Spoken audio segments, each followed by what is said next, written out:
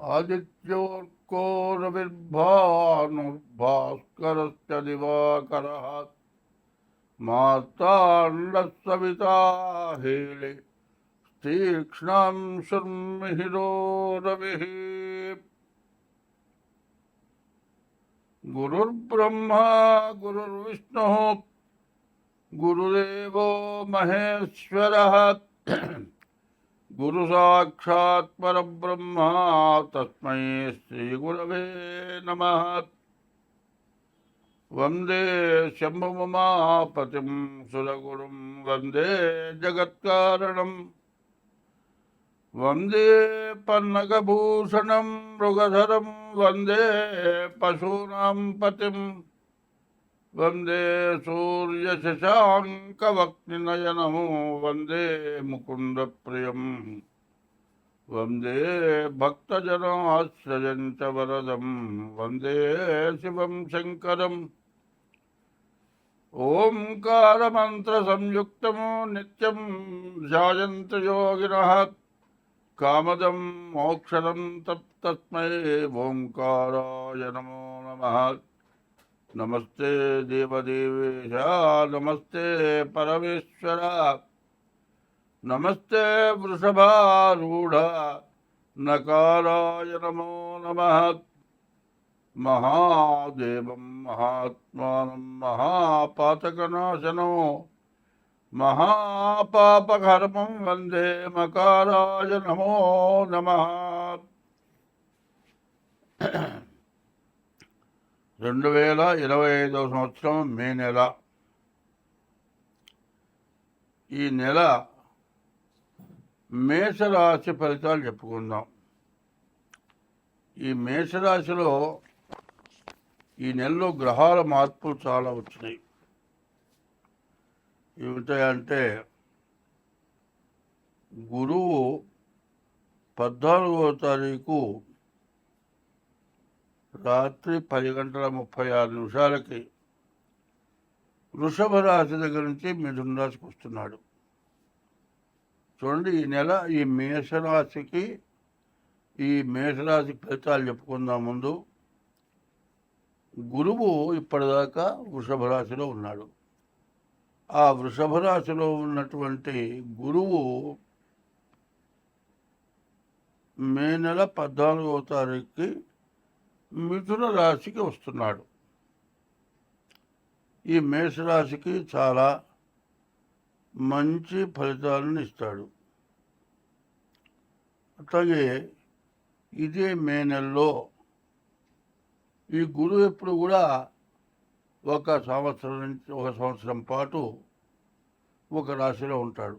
ఆయన అతిచార మీద మిథున రాశికి రావటం చాలా విశేషం. ఉచ్చకిపోతున్నాడు, చాలా మంచి చేసేవాడు. తర్వాత ఇంకోటి ఏమిటంటే రాహుకేతువులు మే నెల 18వ తారీఖు మారుతున్నాయి. ఈ మే నెల 18వ తారీఖు రోజున ఈ రాహుకేతువులకు ఎక్కడ వస్తున్నారు? ఈ 18వ తారీఖు మీన రాశిలో ఉన్నటువంటి రాహువు వెనక్కి కుంభరాశికి వస్తున్నాడు.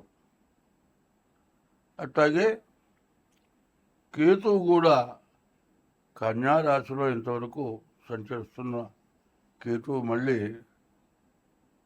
సింహరాశికి వస్తున్నాడు. ఈ గురువు కానీ రాహువు కానీ శని కానీ ఈ గ్రహాలు ఎక్కువ కాలం ఒక్క రాశిలో ఉంటాయి. అటువంటి గ్రహాలు ఏమైనా సంవత్సరం పాటు ఉండే గురువు వృషభ రాశి నుంచి మిథున రాశికి వస్తున్నాడు. అట్లాగే సంవత్సరం 6 మాసాలు ఉండేటువంటి రాహువు మే నెల 18వ తారీఖు రోజున మీనం నుంచి కుంభానికి వస్తున్నాడు రాహువు, కన్య నుంచి సింహానికి వస్తున్నాడు కేతువు. కేతువు సంవత్సరం 6 మాసాలు ఉంటాడు. ఇట్లా రాహువు కూడా ఉచ్చరాశిలో ఉన్నాడు. దీనివల్ల ఏమిటి ప్రయోజనం అని ఆలోచిస్తే కొన్ని రాసులకి చాలా ఇబ్బందికరంగా ఉంటాయి, కొన్ని రాసులకి చాలా బాగా ఉధృతంగా, బాగా మంచిగా, ఎంతో పైకొచ్చేటట్టుగా, ఎప్పుడు రానటువంటి సుఖం వచ్చేటట్టుగా, ఎప్పుడు రానటువంటి ఆదాయం వచ్చేట్టుగా ఇట్లాంటి మార్పులు రాబోతున్నాయి. అయితే ఇవన్నీ ఏమిటాయంటే మనం ఏం చేయాలి? ఈ రాసులు 14వ తారీఖు, 18వ తారీఖు. 14వ తారీఖు గురువు, 18వ తారీఖు రాహు, కేతువు మారుతున్నారు. ఈ మారిన గ్రహాలు వెంటనే ఇక మళ్ళీ మారవు. గురువు 6 నెలల పాటు అట్లాగే ఉంటాడు. అట్లాగే రాహు, కేతువు కూడా సంవత్సరం 6 మాసాలు ఉంటాడు. ఎప్పుడు కూడా ఈ గ్రహాల వల్ల గోచారం బాగా ఇబ్బందికరంగా ఉంటుంది. గోచారమే కాదు, గ్రహచారం కూడా కొన్ని రకాలుగా ఇబ్బంది ఉంటుంది. కాబట్టి ఈ చెప్పింది ఇప్పుడు మేషరాశి సంగతి చెప్పాను. ఈ మేషరాశిలో గురువు, రాహువు మారే విషయం చెప్పాను. దీన్ని మేషరాశి వరకు నుండి మీనరాశి వరకు మొట్టమొదటి ఇప్పుడు చెబుతున్నది వేసుకోవాలి. ఏమిటి? గురువేమో వృషభ రాశి నుంచి మిథున రాశి 14వ తారీఖు మారుతున్నాడు. అట్లాగే రాహువు, కేతువు మే నెల 18వ తారీఖుకి రాహువేమో మీనం నుంచి కుంభానికి, కేతువేమో కన్య నుంచి సింహానికి మారటం జరుగుతుంది. దీనివల్ల రకరకాలైన సమస్యలు వస్తాయి. ఈ సమస్యలు ఒక్క రకంగా చెప్పడానికి వీలు కాదు. అందులో శనేమో 2 సంవత్సరాలు 6 మాసాలు మారే శని మొన్న 30వ తారీఖుకి మీన రాశికి వచ్చాడు. ఈ శని కూడా 2 సంవత్సరాలు 6 మాసాలు మీనంలోనే ఉంటాడు. మరి జాతకాలు కూడా చాలా తారుమారుగా ఉండేటువంటి లక్షణాలు బాగా ఉన్నాయి. అందువల్ల ప్రతి వాళ్ళు కూడా మీ యొక్క డేట్ ఆఫ్ బర్త్ ద్వారా, పుట్టిన తారీఖు, నెల, సంవత్సరం ద్వారా జన్మలగ్నం వస్తుంది. ఆ జన్మలగ్నం చూపించుకోవాలి. గోచారం అంటే 25 వంతులే. జన్మలగ్నం బట్టి వచ్చేది 75 వంతులు. ఈ రెండు కలిసి జాతకం జరుగుతుంది. ప్రధానమైన గ్రహాలు 3 కూడా మారటం చేత చాలా సమస్యలు వచ్చేట్టుగా ఉన్నాయి. దేశానికి, ప్రపంచానికి కూడా సమస్యలు, ప్రతి మానవుడికి కూడా ఎక్కువ సమస్యలు వచ్చే లక్షణం బాగా కనబడుతుంది. బాగా గుర్తించాలి. ఇది గుర్తించి ప్రతివాడు కూడా మీ జాతకం చూపించుకోవాలి.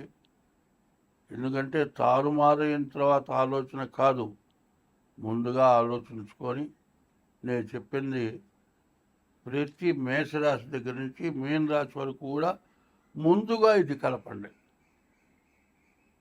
ఈ యూట్యూబ్ వారికి ప్రత్యేకించి చెబుతున్నా. ఏ రాశికి ఆ రాశికి గురువుని గురించి కానీ, రాహుని గురించి కానీ, కేతువుని గురించి కానీ చెప్పటం ఇదే చెప్పాలి, వేరే చెప్పేది ఏమీ లేదు. కాబట్టి మరి ఈ తీసే యూట్యూబ్ వారు గురువు, శని, రాహువు, కేతువు ఈ 4 గ్రహాల వల్ల రకరకాలైన సమస్యలు, రకరకాలైన బాధలు, కుటుంబ యుద్ధాలు, కుటుంబంలో సమస్యలు, భార్యాభర్తలకి, తండ్రి కొడుకులకి, తల్లి కొడుకు కూతుళ్ళకి, అత్త మామలకి, అత్త కోడళ్ళకి, దేశంలో రాజకీయ నాయకులకి, మరి అధికార పార్టీలో కూడా ఉన్నటువంటి వాళ్ళల్లో వాళ్ళకి తేడాలు, ప్రతిపక్షం వాళ్ళు మరి అధికార పార్టీతో పేచీలు కాదండి. మన ఇండియాలోనే కేంద్రంలో, రాష్ట్రంలో గొడవలే కాకుండా ఇతర దేశాల నుంచి కూడా సమస్యలు వస్తాయి. వీటన్నిటిని కూడా జాగ్రత్తగా ఆలోచించి సర్దుకోవాలి. ఎందుకంటే గ్రహస్థితి ఎట్లా ఉంది, ఎట్లా చేస్తే మనం బాగుంటాం అనేదాన్ని బాగా ఆలోచించుకొని దీన్ని జాగ్రత్త చేసుకుంటే అందరం అన్ని అక్తుల కదా. ఇప్పుడు 2025వ సంవత్సరం మే నెల తులారాశి ఫలితాలు చెప్పుకుందాం. తులారాశికి శని చాలా బాగున్నాడు, గురువు అంతకంటే బాగున్నాడు, కేతువు కూడా ఇంకా బాగున్నాడు. అయితే కేతువు కానీ మరి శని కానీ పాపగ్రహాలు ఇబ్బంది పెడతాయంటాం కాదు, మనం చేసుకున్న పాపం వల్లే మనల్ని ఇబ్బంది పెడతాయి.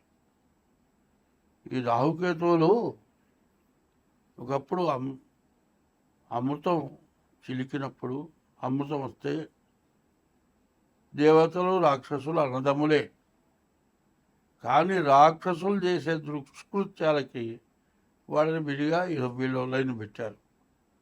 అమృతం పోయమంటే అందరికీ పోస్తారని చెప్పి విష్ణుమూర్తి మాయ చేసి మరి మోహిని రూపం దాల్చి, మరి ఈ పాపాత్ములకి ఎట్లా ఉంటుందంటే, కర్మ పట్టిన వాళ్ళకి స్త్రీ వ్యామోహం ఎక్కువ ఉంటుంది.